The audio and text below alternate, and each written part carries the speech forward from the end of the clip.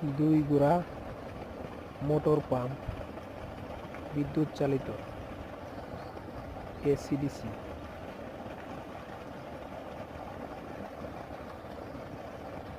200 কাঠা জমিতে বোরো ধান চাষে অনায়াসে পানি দেওয়া সম্ভব।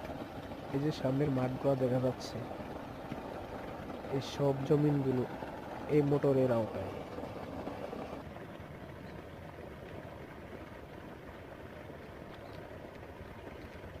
বিদ্যুৎ সাশ্রয়ী,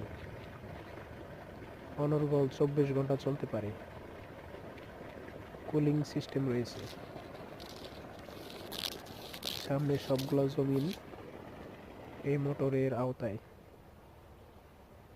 এই মোটরের পানি দিয়ে এই জমিনগুলা চাষকৃত। চ্যানেলটি আমার সাবস্ক্রাইব করে দিবেন দয়া করে।